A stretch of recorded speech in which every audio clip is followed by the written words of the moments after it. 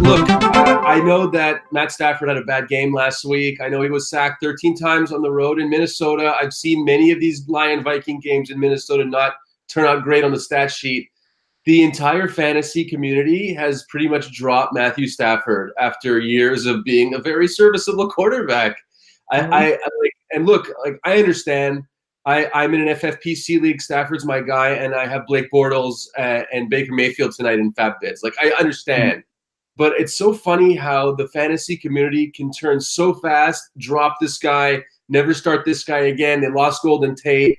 Matt Stafford is not even worth owning on your fantasy team. And I just find it hilarious that, like, how quickly people can make 180s on players that have been solid for a long time.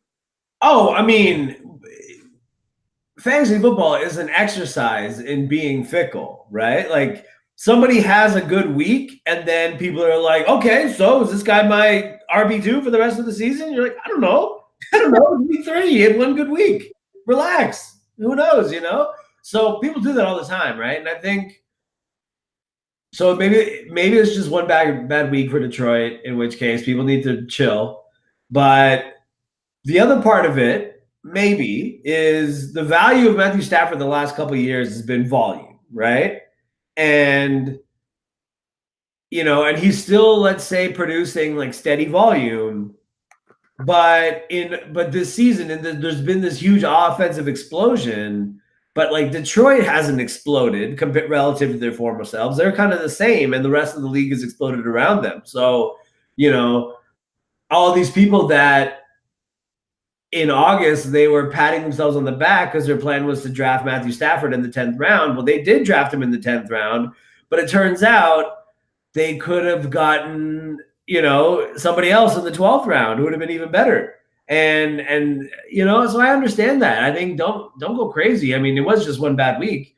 It's just so much overreaction. It's like it's almost insulting to fantasy football a little. You know what it is? It's like it's 8, 9, 10 weeks worth of small reaction that people haven't made, and then they're having that whole reaction now. It's like for the last 8, 9, 10 weeks, Matthew Stafford has been like not quite what his owners wanted from him, but just close enough to tolerate it.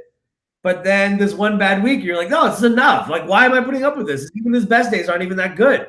You know, I'm watching Brock Osweiler have good fantasy days.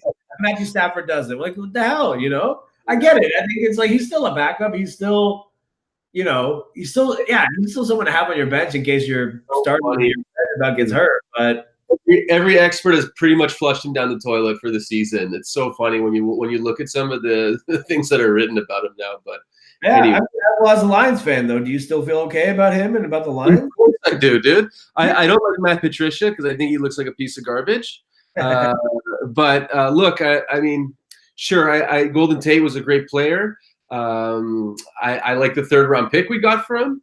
So we'll see what happens. I think obviously they made that trade because I think they have a lot of faith in Kenny Golladay and Marvin Jones, and doesn't look like they have a tight end right now. They've been using Michael Roberts, but carry on. You know, they're changing their identity. That's why they traded Golden Tate. They're running the ball more. They have an offensive line, and I think Stafford will be fine for the next little while. So yeah, and I think who is it? So Harris mentioned on his podcast that like Theo Riddick was kind of playing the Golden Tate role in a way, and I'm like, you know, if they're just going to be a backfield-based offense in a sense, right? But there's to some degree, if they're more run-first than they've been, that'll hurt Stafford, but that'll also be good for the team in terms of ball possession and sustaining drives and stuff. So maybe it works out. I think,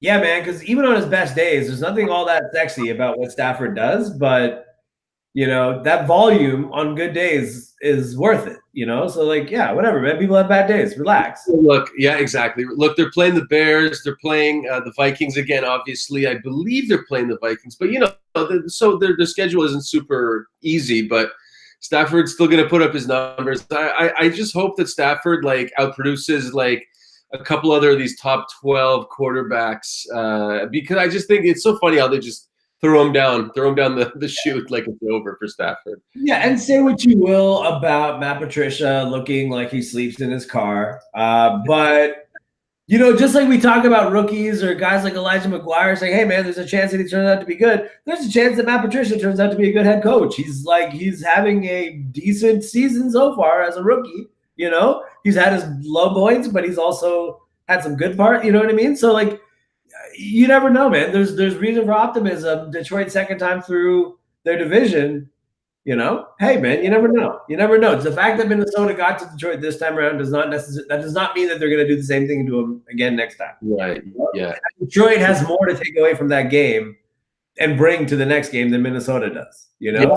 So, like, guys, let's just not okay. Every time something happens once, let's not declare that this is how it's going to be forever. Okay, recognize that everything. It goes back and forth. There's nothing. It's the only constant is change, and the only like steadiness is chaos. You know, so just like you gotta be prepared to live with all the swings. That's it.